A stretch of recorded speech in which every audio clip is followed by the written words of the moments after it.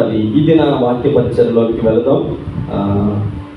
ఈ గంట దినాలు చాలా ఆశీర్వాదకరమైనటువంటి దినాలని ప్రారంభానికి ఒక నెల రోజుల ముందు నుండే మీకు తెలియజేస్తూ ఉన్నాను.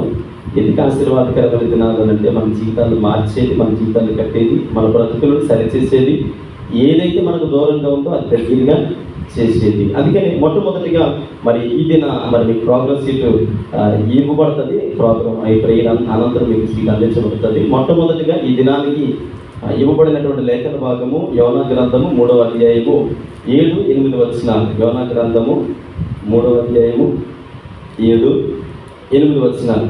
ఈ 7-8 వచనాలు చాలా సందర్భాల్లో మరి యోనా గ్రంథం గురించి మనం ఆయా దాఖలాల్లో ఆయా సందర్భాల్లో విన్నాము, జ్ఞాపకం చేసుకుని ఉంటారు. అయితే ఇవ్వబడినటువంటి టైటిల్ ఏంటంటే జీవితాన్ని మార్చేటువంటి ఉపవాసం. జీవితాన్ని మార్చే ఉపవాసం. ఎవరి జీవితాన్ని మార్చేది? ఉపవాసం ఎవరి జీవితాన్ని మారుస్తుంది అంటే ఉపవాసం వల్ల ప్రయోజనాలు ఏంటి అని అంటే చాలా సందర్భాల్లో ఉపవాసం చేస్తూ ఉంటాం. అసలు ఉపవాసం అంటే ఏంటి? ఉపవాసం అంటే ఏంటి? ఉప ముఖ్యమంత్రి అంటే ఏంటి? ముఖ్యమంత్రి ఆల్రెడీ ఉన్నాడు.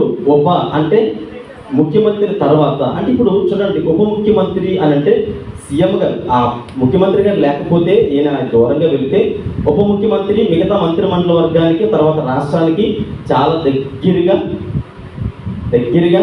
అంటే ఇప్పుడు మన జీవితాల్లో యేసుక్రీస్తు ప్రభువు వారి సన్నిధానంలో ఉపవాసము అనేది ఏంటి అని అంటే దగ్గరగా ప్రయాణించే దేవుడికి చాలా దగ్గరగా.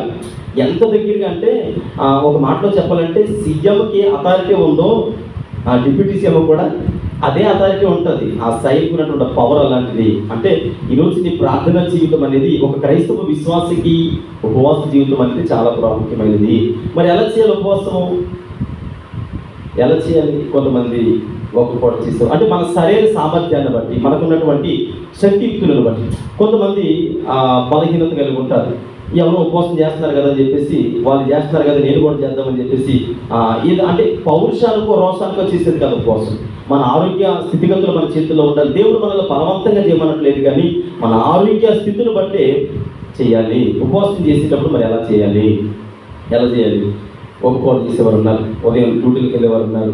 డ్యూటీలకు వెళ్ళేటప్పుడు చక్కగా ఉదయం టిఫిన్ చేసి మధ్యాహ్నం బ్రేక్ లంచ్ అవర్లో లంచ్ చేసి తర్వాత నైట్ డ్యూటీ నుంచి వచ్చిన తర్వాత చక్కగా ఏది ముట్టుకోకుండా రాత్రి అంతా సాధ్యమైనంత వరకు వాక్యం చదువుతూ ప్రార్థనలో చక్కగా గడిపేటువంటి ఉపవాసం చేయొచ్చు. ఒక పూట చేయొచ్చు, లేదా మీకు అవకాశం ఉంటే 2 పూటలు చేయొచ్చు. అంటే ఉపవాసం చేస్తే దేవునితో గడిపేటువంటి సమయము ప్రార్థనలో గడపాలి, లేదా వాక్యం చదువుకోవాలి, పాటలు పాడుకొని దేవునితో మాత్రమే అంటే దగ్గరగా. ఉపవాసం అని చెప్పేసి ఏం చేయకుండా ఉంటే దానివల్ల ఏ విధమైన ప్రయోజనము లేదు. ఎవరు చేస్తున్నారు 40 రోజులు, 50 రోజులు, 60 రోజులు, 25 రోజులు వాళ్ళు చేస్తున్నారు కదా అని చెప్పేసి వాళ్ళు చేస్తున్నారని ఎవరినో చూసి చేసేది ఉపవాసము. వ్యక్తిగతంగా దేవునికి దగ్గరగా ఉంటుంది, దేవునికి చాలా సన్నిహితంగా తీసుకెళ్లేది ఉపవాసం అనేది. అందుకనే ఇక్కడ మనం జ్ఞాపకం చేసుకుంటే జీవితాన్ని మార్చేది. ఎవరి జీవితాన్ని మార్చేది అంటే ఎవరైతే వ్యక్తిగతంగా ఆ ఉపవాసం దేవుడితో దగ్గరగా గడపాలని ఇష్టపడుతూ ఉన్నారు. ఈ 40 దినాల ప్రయాణంలో సండేస్ నేను సండేస్ మినహాయిస్తూ ఉన్నాను. ఈ 40 రోజులు ప్రార్థన సహవాసములు ఎవరు మిమ్మల్ని ఫోర్స్ చేయరు, ఎవరు మిమ్మల్ని బలవంతం చేయరు. భక్తి అనేది వ్యక్తిగతమైనది. నీ భక్తిని జీవితాన్ని కడుతుంది, నీ భక్తిని కుటుంబాన్ని కడుతుంది, నీ భక్తిని సంఘానికి ఉపయోగంగా ఉంటుంది, ఆ సంఘము సమాజానికి ఉపయోగంగా ఉంటుంది. అంతకుమించి మాస్టర్ గారు, పెద్దలో లేదా నీ ఇరుగు పొరుగు వారు, స్త్రీ సమాజం వారు నీతో వచ్చి నేను ఉపవాసం చేస్తాను కదా, నువ్వు ఎందుకుండవు, బాగానే ఉన్నావు కదా అని ఎవరినో బలవంతం చేసేది కాదు ఉపవాసం. ఉపవాసం అంటే దేవుడితో నీకు గడపాలి, దేవుడితో సహవాసం చేయాలి అనేటువంటి ఆ జీలు, ఆ కోరిక నీకు ఉండాలి. కొన్ని విషయాలు మీ ముందుకు తీసుకురావడానికి ఇష్టపడుతూ ఉన్నాను. చూడండి, మొట్టమొదటిగా ఇక్కడ యోనా గ్రంథము 3వ అధ్యాయం 7-8 వచనాలు జ్ఞాపకం చేసుకున్నాం. అందులో చదవండి. మరియు రాజు అయిన తానును ఆయన మంత్రులను ఆజ్ఞ ఇయ్యగా ఒకవేళ దేవుడు మనసు త్రిప్పుకొని పశ్చాత్తాపుడై మనము లైము కాకుండా తన కోపాన్ని చల్లార్చుకున్నాడు కనుక మనుషులు ఏది పుచ్చుకొనకూడదు. చాలు, ఏది పుచ్చుకొనకూడదు. ఉపవాసం అంటే అర్థం ఏంటి? ఉపవాసం అంటే ఉదయాన్నే తక్కువ ఒక 4 ఇడ్లీ తిని 11 గంటలకు గ్లాస్ పాలు తాగి, మధ్యాహ్నం ఒక 2 చపాతీలు తిని, మళ్ళీ 3 గంటలకి ఒక పెడర్చుకొని తిని, మళ్ళీ సాయంత్రం చక్కగా అలాగా ఆనియన్స్ చేసినటువంటి దోశ ఒకటి తిని, మళ్ళీ రాత్రి పడుకునేటప్పుడు ఒక గ్లాస్ పాలు, ఆ తర్వాత ఒక గంట పోయిన తర్వాత ఒక గ్లాస్ మజ్జిగ తాగితే దాన్ని ఏమంటారు? ఉపవాసం అంటారా? ఇక్కడ జీవితాన్ని మార్చే ఉపవాసం అని అంటే, దేవుడు నీ జీవితాన్ని ఎలా చూస్తున్నాడంటే, నువ్వు నలగొట్టుకోవాలి దేవుని సన్నిధానంలో. దేవునికి అనుకూలమైనటువంటి జీవితం, దేవుడు నిన్ను చూసి ఇక్కడ యోనా విషయంలో లేదా నినివే పట్టణ విషయంలో మనం జ్ఞాపకం చేసుకుంటున్నప్పుడు దైవజనుడు కొద్దిపాటి ఈర్ష్య చెందినట్లు మనకి ఆ బైబిల్ గ్రంథంలో ఆ అధ్యాయంలో మనకు కనబడుతుంది. ఎందుకు ఈర్ష్య చెందవలసి వచ్చింది అమ్మా అంటే, దేవుడు వాళ్ళ మీద కోపడ్డాడు. మొట్టమొదటిగా దైవజనుడితో చెప్పాడు, నువ్వు వెళ్ళు నినివే పట్టణాన్ని నాశనం చేస్తాను, వాళ్ళు తీరి అసలేం బాగలేదు, వాళ్ళు భ్రష్టులు అయిపోయారు అని దైవజనుడికి చెప్తే, లేదయ్యా వాళ్ళు చాలా మూర్ఖులు, వారు చెప్పింది వినరు అని అంటే, నేను చెప్తున్నాను కదా వెళ్ళు నువ్వు ప్రకటించాలంటే, సరే యోనా వెళ్ళాడు, ప్రకటించాడు, అంత బాగానే ఉంది. ప్రకటించిన తర్వాత మూర్ఖులలో మార్పు వచ్చింది. హల్లెలూయా. ఎవరిలో మార్పు వచ్చింది? గతించినటువంటి వారంలో ఒకరోజు ఎప్పుడో చెప్పినట్టు గుర్తు, వినుట వలన విశ్వాసం అధికమవుతుందంటే, వినుట వలన విశ్వాసం వస్తుంది, వినకపోతే ఏది రాదనే కదా అర్థం. చాలా సందర్భాల్లో ఏమంటామంటే, వీడికి ఎన్నిసార్లు చెప్పిన వీడు వినడు అంటే, మూర్ఖులలో మార్పు వచ్చిందంటే దానికి కారణం ఏంటి? ప్రవక్త ప్రకటించినటువంటి ఆ ప్రవచన వాక్యుల మీద వారి చెవులు ఉన్నాయి. ఎవరి చెవులు ఉన్నాయి? నినివే పట్టణస్థులు. దేవుడు అంటాడు, వారు నా దృష్టికి బహుఘోరమైనటువంటి దోషం చేసినటువంటి మూర్ఖులుగా పిలువబడే నినివే పట్టణస్థులు మార్పు చెంది దేవుడి సన్నిధిలో ప్రార్థిస్తే, యోనా అనుకున్నాడు సొదొమ గొమొర్రా పట్టణాలు కలిపినట్టు, లోతు కాలంలో జరిగినట్టు ఇది కూడా నేను ఇప్పుడు చూడబోతున్నానని ఎక్కడ కూర్చున్నాడు? వెళ్ళి ఒక చెట్టు పాతి కింద కూర్చున్నాడు. కూర్చుంటే రాత్రికి రాత్రే అది చక్కగా ఫలించడము, చక్కగా నాటడము, కాయలు కాసేయడము, మళ్ళీ చచ్చిపోవడం అన్నీ చూసి అనుకున్నాడు, ఏంటి అసలు విషయం? అయ్యా నీ పరిస్థితి ఏం బాగాలేదు, ఎందుకు వెళ్ళమన్నా? వాళ్ళు ఎందుకు కాపాడు? అలాంటి వారు అర్హులు కాదు కదా బ్రతకడానికి, వాళ్ళు మూర్ఖులు అన్నావు, వారు భయంకరమైనటువంటి పాపం చేశారన్నావు, ఉగ్రతకు పాత్రులు అన్నావు, మరి అలాంటి వారు ఎందుకు కాపాడు అని దేవుడు అంటాడు. చూడండి, ఇక్కడ మనం 7వ వచనం అనుకుంటాం. 8వ వచనం చదవండి. కాబట్టి వారు 8వ వచనం, ఒకవేళ దేవుడు మనసు తిరుపుకొని పశ్చాత్తాపుడై మానవు లైవ్ కాకుండా తన కోపాగ్ని చల్లార్చుకొనుడు గనుక ఏది కూడా పుచ్చుకోకుండా మూర్ఖులలో మార్పు దేవుడు చూసినట్టు దానికి కారణం ఏంటంటే, బ్రతుకును మార్చే ఉపవాసం. ఏంటి బ్రతుకు మారుస్తుంది? వాళ్ళు బ్రతకడానికి అర్హులు కాదు నిజానికి. 1వ అధ్యాయంలో దేవుడు అంటాడు కదా, అక్కడ ఏమంటాడంటే, వారు దేవుని దృష్టికి బహుఘోరమైనటువంటి పరిస్థితుల్లో ఉన్నారని దేవుడే చెబుతూ ఉన్నాడు. అలాంటి బహుఘోరమైనటువంటి మరణానికి దగ్గరగా ఉన్నటువంటి నినివే పట్టణస్థులను దేవుడు అంటాడు, వారిని క్షమిస్తూ ఉన్నాడట. దేవుడు పశ్చాత్తాపం చెందాడు. అదే పొరపాటున వీళ్ళకు తప్పుగా అర్థం చేసుకున్నట్టున్నానే, వీళ్ళు కూడా కొద్ది మనస్తత్వం ఉంది, వీళ్ళు కూడా మారుమనసు ఉంది, వీళ్ళు కూడా పశ్చాత్తాపం చెందినటువంటి గుణం ఉంది అని దేవుడు వారిని చూశాడు కనుకనే వారిని క్షమించినట్లుగా మనం చూడగలుగుతూ ఉన్నాం. చూడండి, 131 కీర్తన భాగము 131 కీర్తన భాగం మొదటి చరణంలో చదివితే అక్కడ భక్తులైనటువంటి దావీదు గారు ఒక చక్కటి మాటను తెలియజేస్తూ ఉన్నారు. యెహోవా అగాధ స్థలంలో నుండి నేను నీకు మొరపెట్టుచున్నాను, ప్రభువా నా ప్రార్థన ఆలకింపుము, నీ చెవికి నా అర్థధ్వని వినుము. లేదా చాలా సందర్భాల్లో మనుషుల యొక్క ఊహాగానాలు లేదా మనుషుల యొక్క అంచనాలు, మనుషుల యొక్క ఆలోచనలు ఎలా ఉంటాయంటే, కుటుంబంలో ట్రావెల్ చేస్తూనే చాలా సందర్భాల్లో ఎంతగానో నమ్మకస్తులుగా ఉండేవారు, లేదా ఎంతగానో ప్రేమ చూపేవారు, ఇంకా వారి జీవితాల్లో ఇంకా వారి ఇరువురి మధ్యలో ఎలాంటి కొరత, ఏ విధమైనటువంటి లోపము లేదని అనుకుంటూ ఉన్నటువంటి కుటుంబంలో ఇద్దరు అన్నదమ్ముల మధ్యలోనే అన్నంటే తమ్ముడికి, తమ్ముడంటే అన్నకి ఎనలేనటువంటి నమ్మకం ఉన్నప్పుడు ఒక్కసారిగా తన అన్నో లేదా తమ్ముడు ఒకరినొకరు మోసం చేసుకుంటున్నారు అని తెలిసినప్పుడు, రెండో తమ్ముడు మోసం చేసేటని అన్నకి తెలిసినప్పుడు చాలా సందర్భాల్లో ఏమనుకుంటాడంటే, ఇంకా లైఫ్లో మరలా నేను నా తమ్ముడిని నమ్మకూడదు, వీడి కోసం ఎంత కష్టపడ్డానండి, నేను నా జీవితాన్ని దారిపోస్తాను కదా, నా జీవితాన్ని దారిపోసి నేను నా కష్టమంతా కూడా వాడికే పెట్టాను కదా, వాడు బాగుపడాలని, వాడి సమాజంలో అనేకుల మధ్యలో ఒక మంచి పేరు ప్రఖ్యాతులు సంపాదించుకోవాలని నా జీవితాన్ని, నా యవ్వనాన్ని, నా బలాన్ని, నాకు ఉన్నటువంటి కొద్దిపాటి ధనాన్ని సమస్తములు వాడి కోసమే దారిపోసాను. ఈరోజు నన్ను చంపడానికి కూడా వెనకాడలేదు, నన్ను నవ్వులు పాల్చడానికి వెనకాడలేదు, నన్ను మోసం చేయడానికి వెనకాడలేదు అని అనియా అని పిలిచినప్పుడు నాతో మాట్లాడుతూ, నీ ముఖం చూడాలంటే నాకు అని ఇద్దరు తోబుట్టువుల మధ్యలో వచ్చేటువంటి ఆ వ్యత్యాసాలు ఏవైతే ఉన్నాయో, ఇహలోక సంబంధం కలిగినటువంటి మనము, అంటే మానవ బంధాలు కలిగినటువంటి మనము, అన్నదమ్ములకు వచ్చినటువంటి ఆ చిన్న వైరము నేను అనుకుంటాను చాలా కుటుంబాలలో చచ్చే వరకు కూడా, ఒకవేళ ఒకే ఊరిలో ఉంటూ తన తమ్ముడు చచ్చిపోతున్నాడయ్యా, మీ తమ్ముడు చావు బతుకుల మధ్యలో ఉన్నాడు అని అంటే, వాడు చేసిన పాపాలు ఊరకనే పోతాయా? వాడు ఎంత దుఃఖపెట్టాడో తెలుసా?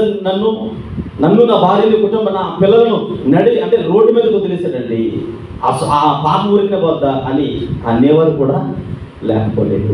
కానీ మన దేవుడు ఎలాంటి వాడంటే, మనల్ని తయారు చేసుకున్నది మొదలు, ఈ భూమి మీద పుట్టినది మొదలు, ఊహ తెలిసినది మొదలు, ప్రతి దినము ప్రతి క్షణము దేవునికి ఆయాసకరమైనటువంటి బ్రతుకులు బ్రతుకుతున్నా, దేవునికి వ్యతిరేకమైనటువంటి స్థితిగతుల్లో ఉంటున్నా, ఆయన ఎంత కోపపడుతూ ఉన్నాడో అంతే ప్రేమను చూపిస్తూ ఉన్నాడు. నిజానికి నినివే పట్టణస్థులు బ్రతకడానికి అర్హులు కాదు, కానీ వారి జీవితాలు మార్చేటువంటి పరిస్థితి ఏంటి తెలుసండి? కోసం వారి జీవితాలు మార్చింది. దేవునికి దగ్గరగా వెళ్ళారు. అయ్యా, ఇన్ని రోజులు నీ గురించి మాకు తెలియదయ్యా, మా మాటలు వింటావని, మా ప్రార్థన వింటావని, మా జీవితాలు సరిచేయడానికి మీరే సమీపంగా వస్తారని మేము అనుకోలేదయ్యా అని వారు ప్రార్థించినప్పుడు అగాధ స్థలములలో వారు ప్రార్థించినప్పుడట హృదయాలు కుమరించి, రాజు దగ్గర నుంచి పశువులు దాకా చంటి పిల్లలు కూడా ఏమీ పుచ్చుకోకుండా ఉపవాసం చేసి దేవుని సన్నిధిలో మరి వారి జీవితాలను ఆశీర్వాదకరమైన స్థితులకు మార్చుకున్నట్లుగా మనం చూడగలుగుతూ ఉంటాం. ఏం చేయాలి అంటే, ఉపవాసం చేసేటప్పుడు పర్టికులర్గా నాకు తెలుసు ఒక 4 విషయాలు దేవునికి చాలా చాలా ఆసక్తితో ఉన్నటువంటి విషయాలు. మొదటి సామెల గ్రంథము 7వ అధ్యాయం 6వ వచనం చదవండి. మొదటి సామెల గ్రంథము 7వ అధ్యాయము 6వ వచనంలో దేవుడు మనం ఉపవాసం చేసేటప్పుడు చేయవలసినటువంటి ఒక 4 విషయాలు, మొట్టమొదటి విషయాలు నేను మీకు తెలియజేస్తూ ఉన్నాను. వారు మిస్పాలో కూడుకొని నీళ్లు చేది యెహోవా సన్నిధిని వాటిని కుమ్మరించి ఆ దినము ఉపవాసం ఉండి యెహోవా దృష్టికి మేము పాపాత్ములమని ఒప్పుకొనిరి. ఉపవాసం చేసినప్పుడు దేవునితో దగ్గరగా జీవించడం మంచిదే. ఎబ్రీయులకు రాసిన పత్రికలు పౌలు అంటాడు, చదవవలసింది కానీ, అంటే పరిశుద్ధత లేకుండా దేవునికి సమీపంగా వెళ్ళలేము, ఆయన చూడలేము, అవన్నీ మనకు తెలుసు. అయితే హృదయ శుద్ధి గలవారు దేవుని చూస్తారు. అంటే మోసే 40 దినాలు రాత్రి పగలు ఉపవాసం ఉన్నప్పుడు ఆయన దేవుని సన్నిధిలో దేవుడిని అడిగాడు, అయ్యా నేను ఒకసారి నేను చూస్తానంటే, చూస్తే చస్తావు అన్నాడు దేవుడు. అది ఎలాగయ్యా? ఆ బండచాటు నుంచి ఆయన చూస్తానంటే, సరే బండచాటు నుంచి అయితే బతుకుతావు. ఎందుకు బండచాటు నుంచి చూస్తే బ్రతుకుతావు? ఎవరా బండ? యేసుక్రీస్తు ప్రభుల వారు. మీరు జాగ్రత్త గమనించండి, మన జీవితాలను సంరక్షించడానికి, సరిచేయడానికి, ఆశీర్వాదకరమైన స్థితిలోకి తీసుకువెళ్ళడానికి మధ్యవర్తి ఎవరైనా ఉన్నారంటే అది యేసుక్రీస్తు ప్రభుల వారు మాత్రమే. ఈ లోకంలో ఏ ఒక్కరికి అర్హత లేదు. ఆయన మధ్యవర్తిగా ఉన్నాడు. అప్పుడు కాదు, సిలువ సందర్భంలో కూడా యేసుక్రీస్తు ప్రభుల వారు మధ్యవర్తిగా ఉన్నట్లుగా పౌలు గారు తెలియజేస్తూ ఉన్నాడు. మేము పాత నిబంధన కాలంలో కొన్ని సందర్భాలు ఆ సంఘటనలో మనకు అర్థం కావు, కానీ ఆ బండచాటుకి వెళ్ళి నేను చూస్తానంటే, సరే బండచాటుకి వెళ్ళి అయితే చూడు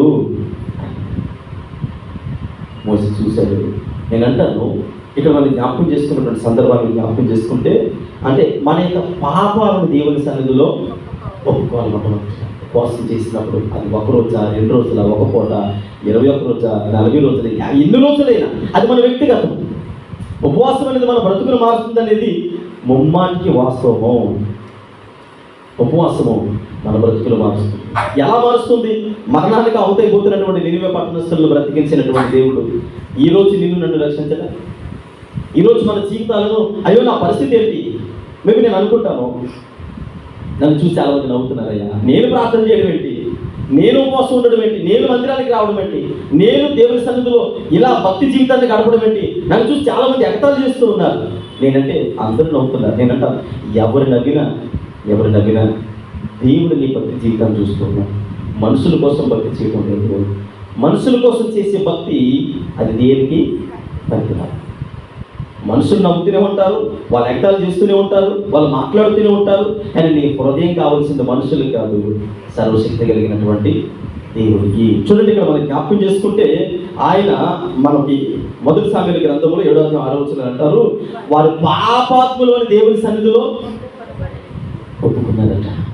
ఉపవాసం చేస్తున్నప్పుడు మొట్టమొదటిగా నువ్వు దేవుని సన్నిధానంలో ఏమనాలి అంటే, అయ్యా నేను పాపాత్మురాలు, ఇతరుల గురించి నాకు అనవసరం, వాళ్ళు ఎలా ఉంటారో నాకు అనవసరం, కానీ నా వ్యక్తిగత జీవితానికి వచ్చేటప్పటికి నీకు ఆయాసకరమైనటువంటి భక్తి జీవితాన్ని చేశారయ్యా, నీకు వ్యతిరేకమైనటువంటి ప్రవర్తన జీవించాను నేను, నా ప్రతి కథలుగా నీకు ఆయాసాన్ని కలిగించిందయ్యా, అయితే నాకు వచ్చిన అవకాశాన్ని సద్వినియోగం చేసుకుంటూ ఉన్నాను, నేను పాపాత్ముడిని అని. ఇక్కడ చూడండి, మొట్టమొదటిగా మీరు మరొక మాట నేను జ్ఞాపకం చేస్తూ ఉన్నాను. యెహోషాపాతు తెలియచేసినట్టు మాటలు మీకు తెలియజేస్తూ ఉన్నాను. 2వ దినవృత్తాంతముల గ్రంథము 20:3 చదవడము. యెహోషాపాతు గారు తెలియజేసినటువంటి ఒక్క మాట, 2వ దినవృత్తాంతముల గ్రంథము 20:3. అందుకు యెహోషాపాతు భయపడి యెహోవా యొద్ద విచారణ మనస్సు నిలుపుకొని యోధ అంతటా ఉపవాసం ప్రకటించారు. మీరు జాగ్రత్తగా గమనించి అక్కడ 3 సెంటెన్స్ మనకు కనబడుతూ ఉన్నాయి. యెహోషాపాతు మొట్టమొదటిగా ఏం చేశాడు?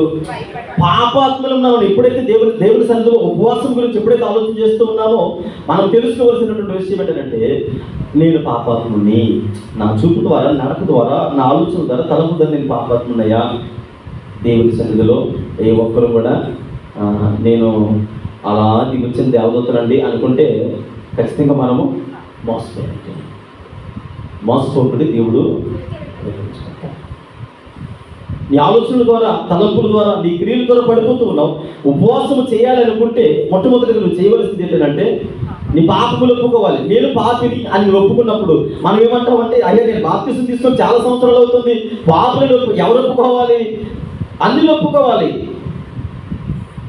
యేసుక్రీస్తు ప్రభుల వారిని తమ నోటితో ఒప్పుకొని నేను పాపని ఒప్పుకుంటే మారు మనసు పొందితే వాళ్ళ కదా రక్షణ, నేను ఆల్రెడీ రక్షణ పొంది చాలా సంవత్సరాలు అవుతుందంటే, ఉపవాసం మనకి దేవునికి దగ్గరగా ఉండాలంటే ఈ పాపపు జీవితాన్ని ఒప్పుకోవాలి. అది ఏమనేది వ్యక్తిగతంగా మనం ఆలోచన చేసుకోవాలి.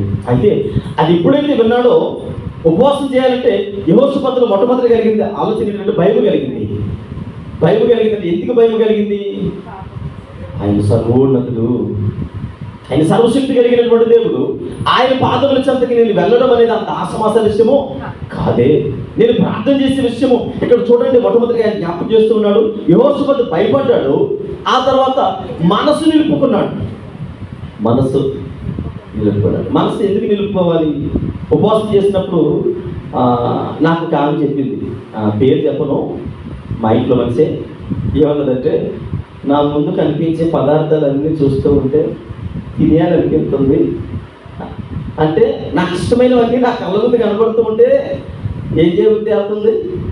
తినేయాలనిపిస్తుంది. అంటే మనసు ఏం చేయట్లేదు, మనసు నిలుపుకోలేకపోతూ ఉన్నాం. మనసు అనేది దేవుని సన్నిధిలో నువ్వు ఆయాసపరుచుకున్నప్పుడు, నువ్వు నల్లగొట్టుకున్నప్పుడు, నువ్వు దుఃఖపరుచుకున్నప్పుడు దేవుని సన్నిధిలో. అంటే యేసుక్రీస్తు ప్రభువు వారు గెత్సేమనే తోటలోకి వెళ్ళి మోకరించి ప్రార్థన చేస్తూ అంటారు, ఆయన చెమట రక్తపు బిందు, అంటే ఇప్పుడు ఇదంతా కూడా రక్తం అంతా కూడా చెమటలా కారుతూ ఉన్నప్పుడు యేసు ప్రభువు వారు అన్నారు, తండ్రి చెప్పుమైతే అంటే చాలా కష్టం ఉంది అయ్యా, చాలా కష్టం ఉంది భరించడం, చాలా ఇబ్బందిగా ఉంది.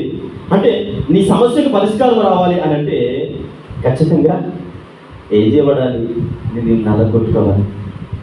ఆపరేషన్ స్టార్ట్ చేసిన తర్వాత థియేటర్లోకి తీసుకెళ్తారు కదా, ఆపరేషన్ ఎనస్థీసియా ఇచ్చి థియేటర్లో తీసుకెళ్ళి స్టార్ట్ చేస్తారు. స్టార్ట్ చేసిన తర్వాత నాకు తెలిసి మీరు కోమాలోకి వెళ్ళిపోరు. ఎనస్థీసియా ఇచ్చిన కోమాలోకి వెళ్ళిపోతారా? మనకు తెలుస్తుంది, ఎక్కడైతే ఇచ్చారో ఆ భాగమే మొత్తంగా ఉంటుంది, మిగతా భాగం అంతా మనకంతా తెలుస్తుంది. లేచి అమ్మ లే వెళ్ళు అని అంటే బయటకు వచ్చేయగలము. సగం ఆపరేషన్ కోసి సగం ఆపరేషన్ చేసిన తర్వాత ఇప్పుడు వెళ్ళిపో అన్నారు. లేదా నేను వెళ్ళిపోతాను అని బయటకు వచ్చారనుకోండి, ఉంటుందా పోతుందా? ఎందుకని? ఆపరేషన్ పూర్తయిందా సగం అయిందా?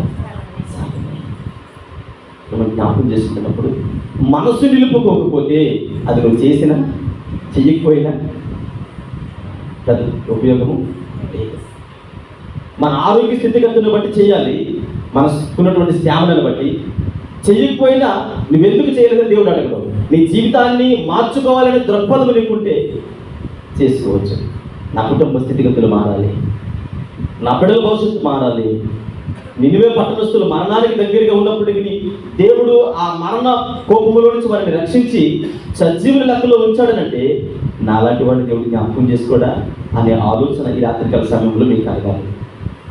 ఉపవాసం జీవితాన్ని మారుస్తుందనంటే ఎందుకు ఉపవాసం ఉండాలి? శుక్రవారం ఉపవాస ప్రార్థన ప్రకటన చేస్తాం. ఎంతమంది ఉపవాసం ఉంటారంటే అది వ్యక్తిగతం. నీ జీవితానికి ఆశీర్వాదకరమైన స్థితిగతులు మనం పొందుకోవాలంటే ఖచ్చితంగా ఉపవాసం ఉండాలి. నాకు అవసరం లేదండి, దేవుడికి నేను దగ్గరికి జీవించాల్సిన అవసరం లేదు అనేది వారు పెద్దగా పట్టించుకోవాల్సిన అవసరము లేదు. చూడండి, ఇక్కడ వరకు మాటని జ్ఞాపకం చేస్తూ ఉన్నాను. ఎజ్రా గ్రంథము 8వ అధ్యాయము, ఎజ్రా గ్రంథము 8వ అధ్యాయము 21వ వచనం. ఎజ్రా గ్రంథము 8వ అధ్యాయం 21వ వచనం. అప్పుడు దేవుని సన్నిధిని మమ్మును మేము దుఃఖపరుచుకొని మాకును మా చిన్నవారికి మా ఆస్తికిని శుభ ప్రయాణము కలిగినట్లుగా ఆయనను వేడుకుంటుని అహావా నది దగ్గర ఉపవాసం ఉండమని ప్రకటించి తిని అతను వచ్చి మేలు కలుగు చేయుటకై ఆయన ఆశ్రయించే వారికి అందరికి హస్తము తోడుగా ఉండేది కనుక ఆయన హస్తము ఆయన ఉగ్రతయు అందరి మీదకి వచ్చును. చదవం 23వ వచనం చదవం. మేము ఉపవాసం ఉండి ఆ సంగతిని బట్టి మా దేవుణ్ణి వేడుకొనగా ఆయన మా మనవి అంగీకరించి కనుక నేను 12 మందిని అనగా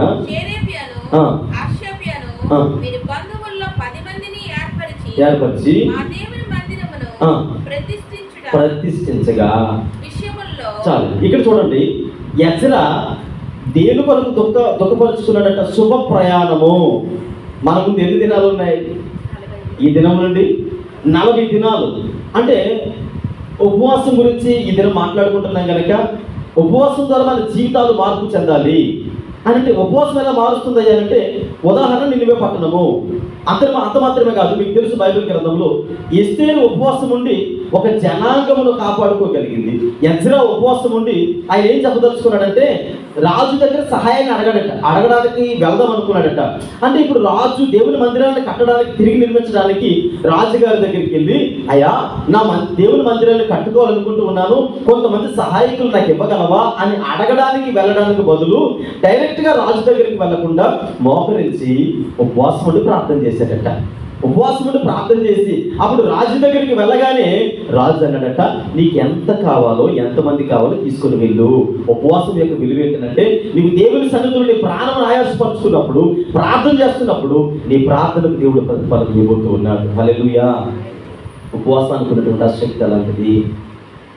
ఉపవాసము ఎందుకు దేవుడు మన జీవితాన్ని మనం ఆయాసపరచకుండా చూడలేడంటే, నువ్వు దుఃఖపడే దేవుడు చూడలేదు. ఎందుకు తెలుసండి? మిమ్మల్ని ఎంత ప్రేమిస్తున్నాడంటే దేవుడు ప్రతి క్షణము కనుపాపోలే కంటికి రెప్పలా కాపాడుకున్నటువంటి దేవుడు కనుక మన జీవితాలు దుఃఖపడినా, ఆయాసపడినా, వేదన పడిన. అందుకని మోసే అంటాడు, మోసే నా జనులు కన్నీటి నేను వారు దుఃఖము నాకు వినబడుతూ ఉంది, వారి రోగం నాకు వినబడుతూ ఉంది, అర్జెంటుగా వెళ్ళి ఐగుప్తులో ఫరోతో మాట్లాడి వారిని బయటికి తీసుకొని రా అంటే వాళ్ళు ఏడుస్తూ దేవుడు చూడలేడు. దేవుని సన్నిధిలో నీ కన్నీటి ప్రార్థన, ఉపవాస ప్రార్థన దేవుని హృదయాన్ని తాకగలదు, ఆయన హృదయాన్ని కదిలించగలదు, ఆయన సింహాసనమును సైతము కదపగలదు. అందుకని ఎజ్రా అంటున్నాడు, నాకు సహాయం కావాలయ్యా దేవుని మందిరాన్ని కట్టడానికి. అయితే రాజు దగ్గరికి వెళ్ళి అడగకుండా ఉపవాసములు ప్రార్థన చేసి రాహవన దగ్గర ఉపవాసములు ప్రార్థన చేయగానే వెంటనే రాజు దగ్గరికి సహాయం వచ్చింది. ఎస్తేరు దేవుని సన్నిధిలో ప్రార్థన చేస్తున్నప్పుడు ఉపవాసం ఉండి రాజు దగ్గర నుంచి, దేవుని దగ్గర నుంచి సహాయం వచ్చింది. ఒక గొప్ప జనాంగమును కాపాడుకోగలిగింది. పిల్లలు జ్ఞాపకం చేసుకోండి. ఇక్కడ మనం జ్ఞాపకం చేసుకుంటున్నటువంటి మరొక మాటని జ్ఞాపకం చేస్తూ ఉన్నాను. చూడండి, రెండవ మాట జ్ఞాపకం చేస్తూ ఉన్నాను.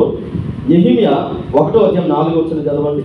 మొదటిదేమో మన పాపాత్మలను ఒప్పుకోవాలి, రెండవది అమ్మా చదవండి. నేను కూర్చుని ఏడ్చి కొన్ని దినములు దుఃఖముతో ఉపవాసం ఉండి ఆకాశమందుల దేవునికి చాయాలండి. రెండు, ఉపవాసం ఉండేటప్పుడు ఒకటి మనము ఏమై ఉన్నామో దేవుని సన్నిధిలో ఒప్పుకోవాలి. ఏ విధంగా ప్రార్థన చేస్తున్నామో దేవునికి చెప్పగలగాలి, వేటి కొరకు ప్రార్థన చేస్తున్నామో. రెండవది, ఉపవాసం ఉన్నప్పుడు విజ్ఞాపన చేయాలి. విజ్ఞాపన ఎవరి కోసం చేయాలి? విజ్ఞాపన ప్రార్థన అంటే మీకు తెలుసు, వ్యక్తిగతంగా మనకు మనం చేసుకునేది ప్రార్థన, ఇతరుల కొరకు చేసేది విజ్ఞాపన. ఇతరుల బాగోగుల కొరకు, ఇతరుల ఆశీర్వాదాల కొరకు, ఇతరుల యొక్క సంరక్షణ కొరకు, ఇతరుల యొక్క మేలు కొరకు విజ్ఞాపనము. చూడండి, ఇక్కడ మనం జ్ఞాపకం చేసుకుంటే మరొక మాట నేను మీకు జ్ఞాపకం చేస్తూ ఉన్నాను. దానియేలు గ్రంథము 9వ అధ్యాయం 3వ వచనం చదవండమ్మా. దానియేలు గ్రంథము 9వ అధ్యాయము 3వ వచనం. భక్తుడైనటువంటి దానియేలు గారు చేస్తున్నటువంటి ఒక మాట మనం జ్ఞాపకం చేసుకుంటాం. అతడు నేను గోను బట్ట కట్టుకొని ధూళి తలపైన వేసుకొని ఉపవాసం ఉండి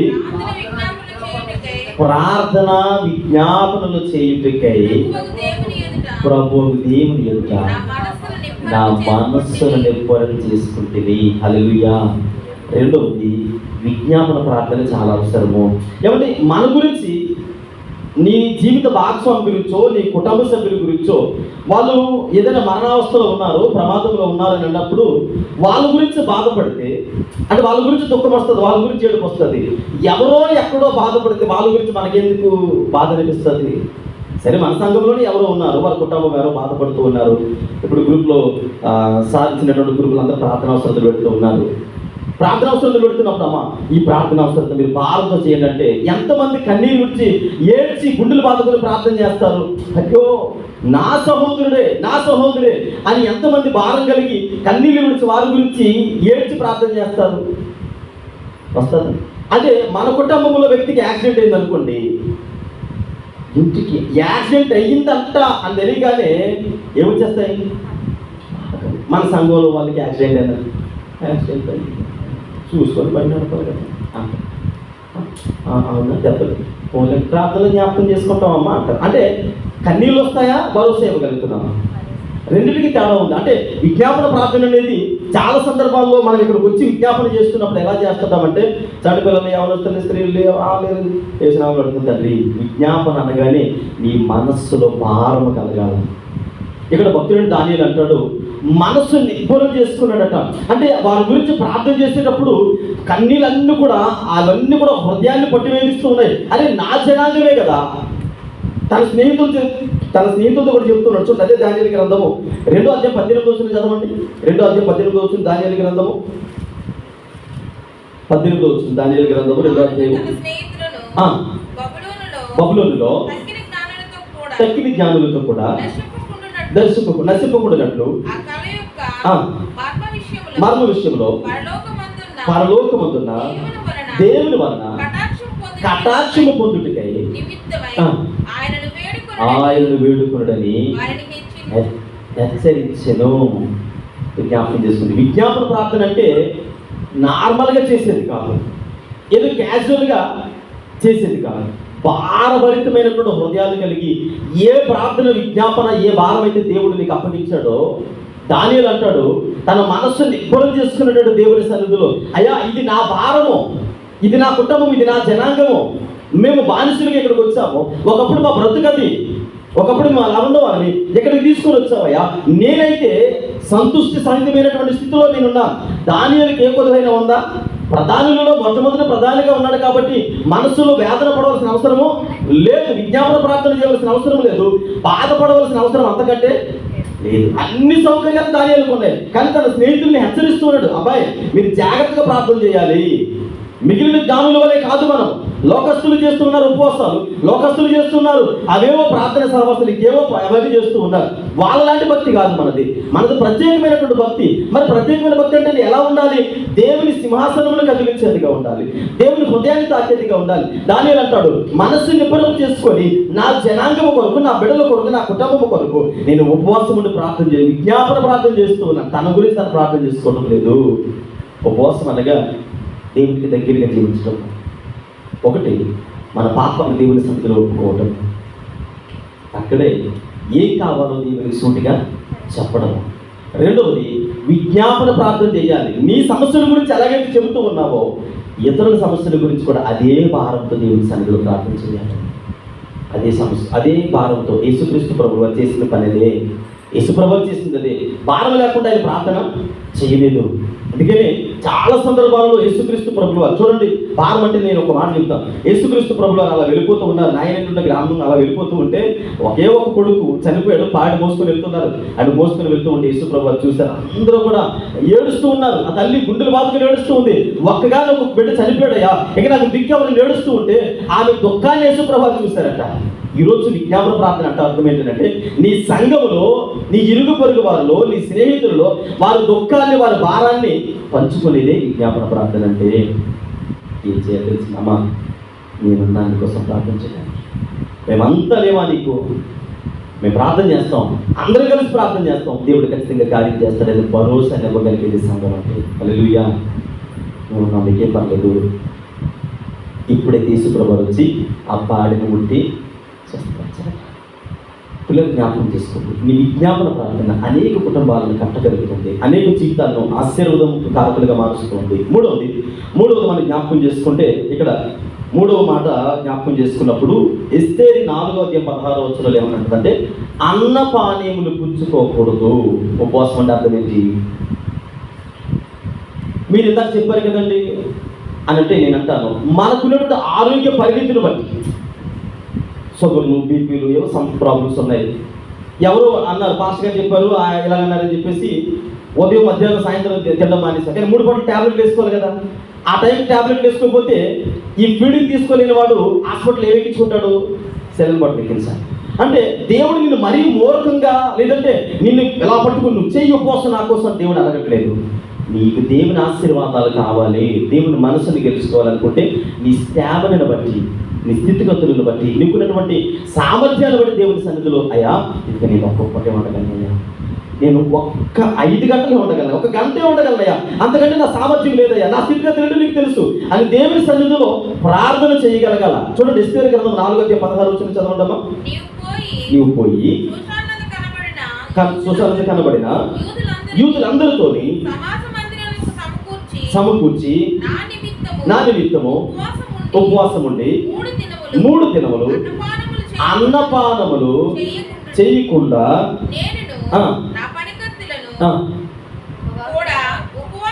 ఉపవాసము ఉండుము. పిల్లలు జ్ఞాపకం చేస్తాం. అన్నపానములు పుచ్చుకోకుండా అంటే ఆవిడ శరీర సామర్థ్యం సహకరిస్తుంది. కొంతమంది 21 రోజులు ఉంటారు, కొంతమంది 40 రోజులు ఉంటారు, కొంతమంది 50, 60, 100 రోజులు ఉంటారు. అంటే మేము బేస్ సంఖ్యలు, సరి సంఖ్యలు కాదు, నీ శరీర సామర్థ్యాన్ని బట్టి దేవుడు నీతో మాట్లాడేదారు. పౌలు గారు సౌలుగా ఉన్నప్పుడు దమస్కు మార్గం గుండా వెళ్తున్నప్పుడు పట్టబడి ఒక్క దెబ్బ తిన్న తర్వాత వచ్చి ఒక మూల కూర్చున్నాడు, మూత ముడుచుకొని కూర్చుంటే 3 దినాలు అన్నపానములు పుచ్చుకోకుండా ఉన్నాడట.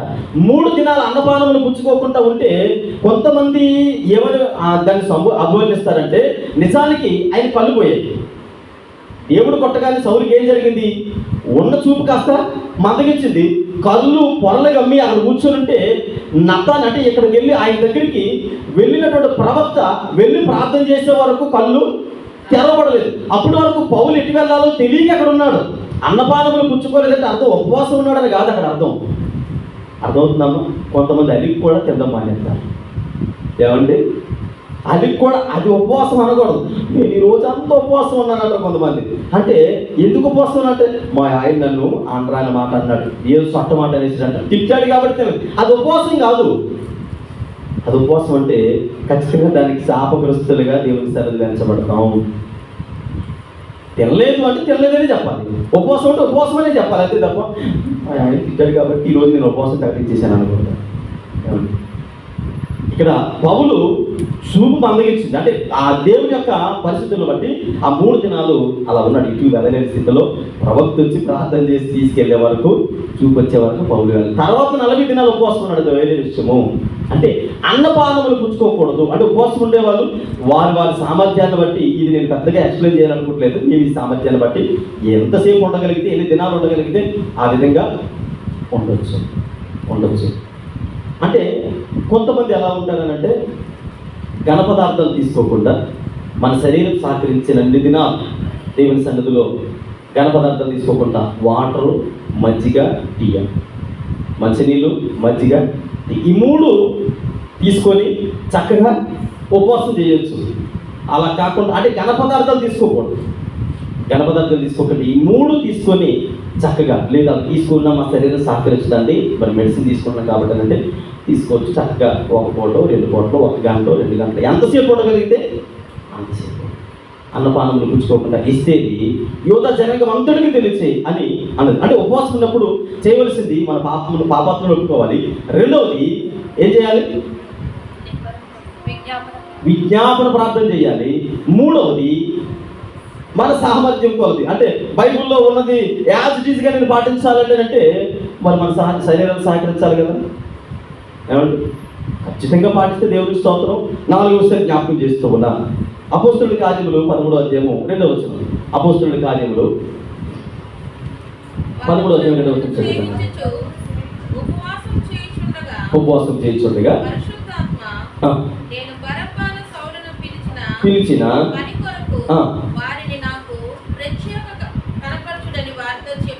చాలు. ఇక్కడ మనం జ్ఞాపకం చేసుకుంటున్నప్పుడు ఉపవాసం ఉన్నప్పుడు ఏం చేయాలి? మొబైల్స్ ఉంటాయి, ఇంట్లో టీవీ ఉంటుంది. ఈ 2 మన జీవితాలు అతి భయంకరమైనటువంటి పతనావస్థను తీసుకెళ్ళచ్చు. ఉపవాసం అయితే ఉంటాం కానీ మొబైల్ ఫోన్ మాత్రం వదలం. బైబిల్ చదవడానికి, బైబిల్ తెరవడానికి బదులు మనం బైబిల్ ఎందులో చదువుతాం? ఉపవాసం. అదే టైంలో మెసేజ్ వస్తుంది. ఆ మెసేజ్ వచ్చినప్పుడు బైబిల్ చదివేటప్పుడు ఏం చూస్తాం? ఆ మెసేజ్ కాన్సెప్ట్ చదువు, ఇంకేదో వీడియో చూస్తాం, ఇంకేదో వాట్సాప్లోనో, లేదంటే ఎవరో ఇంకేదో బర్త్డే విశేషాలు, లేదంటే కబర్లో ఇవ్వనో ఇంకేదో ఒకటి. ఖచ్చితంగా వాటి మీద దృష్టి పెట్టకుండా ఎవరిని సేవించగలగాలి? ఎవరిని సేవించాలి? ఉపవాసం ఉన్నప్పుడు ఆయనకి దగ్గరగా ఉన్నావు కనుక. కలెక్టర్ గారికి అపాయింట్మెంట్ ఇచ్చారండి, సార్ మా చర్చి విషయాల గురించి మాకు కొన్ని ఎక్విప్మెంట్స్ కావాలి, మాకు కొన్ని భద్రత కావాలి, మీ అపాయింట్మెంట్ ఇస్తే మీతో మాట్లాడాలండి అన్నారు. సరే మీరు రేపు ఉదయం 10 గంటలకు 11 గంటలకు రండి అన్నారు. వెళ్ళి ఆయన కుర్చీలో కూర్చుంటే ఆయన ముందుకెళ్ళి సెల్ ఫోన్ చూసుకుంటూ, మరి మా చర్చికి ఏమో సార్ పైన లైట్ కావాలి, మరి గోడ ఈ అని నేను సెల్ చూసుకుంటూ అయితే మాట్లాడుతున్నాను అనుకోండి, అది సంస్కారం అంటారా? సంస్కారహీనత అంటారా? ఆయన ఎవరండి? ఒక జిల్లాకి. ఇప్పుడు ఆయన ముందుకెళ్ళి నేను సెల్ చూసుకుంటూ, లేదంటే ఏమో ఇంపార్టెంట్ మెసేజ్ కావచ్చు, అది అర్జెంటుగా మనం మెసేజ్ పెట్టవలసి ఉండొచ్చు, కానీ మీ ముందున్నది ఎవరు? సర్వలోక చక్రవర్తి. ఆయన దగ్గర కూర్చొని మన జీవితాన్ని సరి చేసుకోవడానికి వేడుకుంటున్నాం, మన బ్రతుకును కట్టుకోవడానికి ఆయన పాదములు పట్టుకుని గోచాడుతూ ఉన్నాం. కనుక ఏం చేయాలని అంటే వాటన్నిటిని పక్కన పెట్టి వాటిని సేవించడానికి బదులుగా ఎవరిని సేవించాలి? ఈ కోసం అంటాడు కదా, మీరందరూ గురించి నాకు అనవసరం అయ్యా, నా కుటుంబం అంతా కలిసి ఆయన సేవిస్తాను. ఉపవాసం ఉన్నప్పుడు 4వది చేయవలసింది ఏంటంటే దేవుడిని సేవించాలి. ఈ 40 దినాలలో వ్యక్తిగతంగా మనము తీసుకోవాల్సినటువంటి జాగ్రత్తలు. ఉపవాసము మన బ్రతుకుని మారుస్తుంది అనడానికి 4వది ఏంటండి? ఎవరు సేవించాలి? వాక్యం చదవడం ద్వారా దేవుడు నీతో మాట్లాడుతాడు.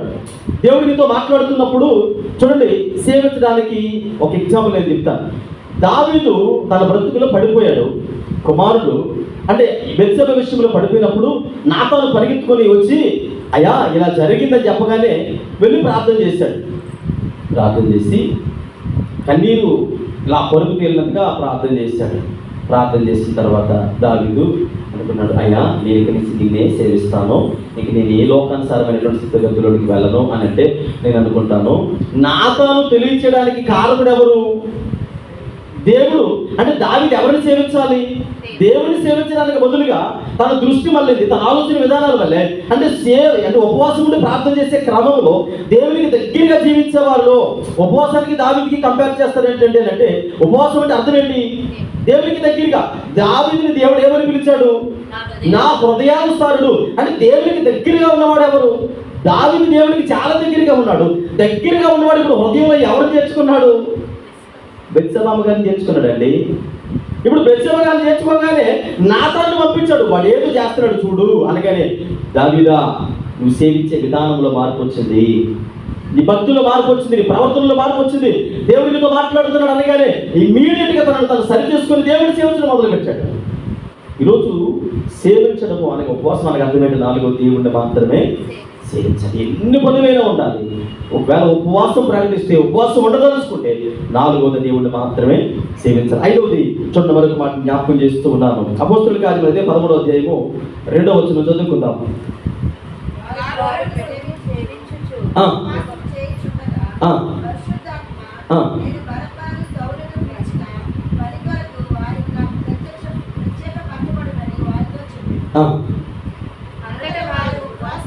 ఉపవాసం ఉండి ప్రార్థన చాలండి.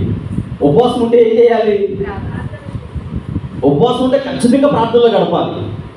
అది ఎంతసేపు మన శక్తి సహకరిస్తే, ఎంతసేపు మన శరీరం సహకరిస్తుందో అంతసేపు ఉపవాసం ఉంటే ఖచ్చితంగా ప్రార్థనలో గడపాలి.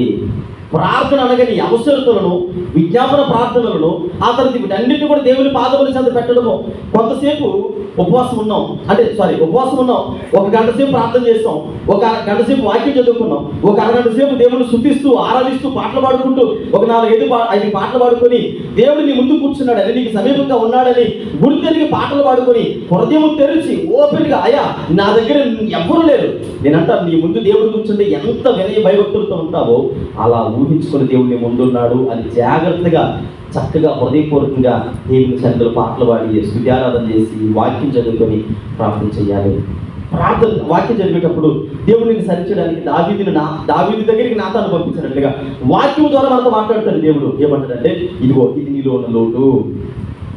వాక్యమైనటువంటి దేవుడు చదివేటప్పుడు, లేఖనాలు చదువుతున్నప్పుడు ఏదో ఒక లేఖనం ద్వారా మాట్లాడతాడు దేవుడు.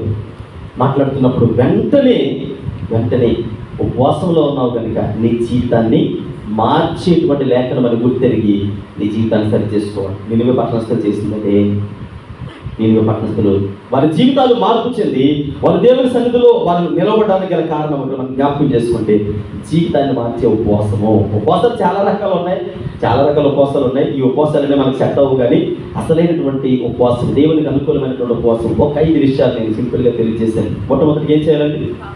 మన పాపాలు. రెండవది, ఇతరుల కొరకు భారము కలిగి విజ్ఞాపన ప్రార్థన చేయాలి. మూడవది, అన్నపానములు అనంటే మన శరీర సామర్థ్యమును బట్టి, వాక్యాన్ని నేను వక్రీకరించడం లేదు, మన స్థితిగతులను బట్టి, మన శరీర సామర్థ్యాన్ని బట్టి దేవునికి మనకి తెలుసు. వ్యక్తిగతంగా మన యొక్క శరీరం ఎంతవరకు సహకరిస్తుందో, మన బలం ఏంటో ఎంతవరకు సహకరిస్తుందో ఖచ్చితంగా దేవుని సన్నిధిలో ప్రార్థన చేయాలి. మూడవది అన్నపానం. నాలుగవది దేవుని మాత్రమే సేవించాలి. 5వది ప్రార్థనలో సాధ్యమైనంత ఎక్కువగా గడపాలి. 5 విషయాలు నినివే పట్టణస్థులు చేశారు. నినివే పట్టణస్థుల జీవితంలో దేవుడిని చూశాడు కలిగినే ఆయన ఏమన్నాడు తెలుసా? ఏమన్నాడంటే, వారి గురించి ఇంకేమవసరం, దేవుడు హృదయాన్ని మార్చుకొని తన మనస్సును తిప్పుకొని నినివే పట్టణస్థులందరికీ మరొక జన్మను దేవుడు ఇచ్చాడు, మరొక జీవితాన్ని ఇచ్చాడు. అందుకని జీవితాన్ని మార్చేటువంటి ఉపవాసం. నేను అనుకుంటాను, నీకున్నటువంటి బలహీనతలు, మనుషులు చూపించిన, మనుషులు నిన్ను చూసి నమ్మిన, మనుషులు ఎగతా చేసిన అవన్నీ కూడా అలా తీసి పక్కన పెట్టాడు. ఎవరేమనుకున్నా ఒకటి గుర్తుపెట్టుకుంటే, నినివే పట్టణం కంటే ఆలోచన చేస్తే, నినివే పట్టణస్థుల విషయంలో ఆలోచన చేస్తే దైవజనుడైనటువంటి యోనా ఈర్ష్యపడ్డాడు. మనం ఈర్ష్యపడేవాళ్ళు లేరా? నిన్ను చూసి నవ్వేవాళ్ళు లేరా? నిన్ను చూసి భక్తి పత్రాలు వచ్చేస్తుందంటే ఇక లెండేసి మామూలు భక్తి కాదు, మరి ఉపవాసం చేసేస్తుంది, అయ్యో బాబోయ్ మనోడు ఎంత భక్తి పడాడు అంటే ఆకాశం నుంచి అలా దిగొచ్చి దేవదూతండి అని అన్నారు అనుకో, మీరు ఒకటి చెప్పండి, నినివే పట్టణస్థులను రక్షించిన దేవుడు నన్ను రక్షిస్తాను. నినివే పట్టణస్థులు పాపములను తొలగించినటువంటి దేవుడు నా పాపాలు కడుగుతాడు. అయ్యా నీకోసం నేను విజ్ఞాపన ప్రార్థన చేస్తాను. 5 విషయాల్లో ఒకటి ఉంది కదా. రెండవది విజ్ఞాపన ప్రార్థన కనుక వాళ్ళ ప్రార్థన అవసరం ప్రత్యేకించి ప్రార్థన మీద రాసుకొని, నిన్ను చూసి ఎవరైతే నవ్వుతూ ఉన్నారో, ఎవరైతే ఎక్కాలు చేస్తూ ఉన్నారో, ఎవరైతే కించపరుస్తున్నారో వాళ్ళ ఫ్యామిలీ ప్రేయర్ రిక్వెస్ట్లు అన్నీ రాసుకొని వాళ్ళ గురించి ప్రార్థన చేయాలి. జీవితాన్ని మార్చే ఉపవాసం. అలా ఎప్పుడైతే మనం గడుపుతామో, ఎప్పుడైతే ప్రారంభిస్తామో, ఎప్పుడైతే పాటిస్తామో ఖచ్చితంగా నా జీవితాలను దేవుడు ఆశీర్వాదకరమైన స్థితిలోకి తీసుకొని వెళ్ళడానికి అవకాశం ఉంది. ప్రార్థన చేసుకుందాం. ప్రార్థన చేసుకుందామండి.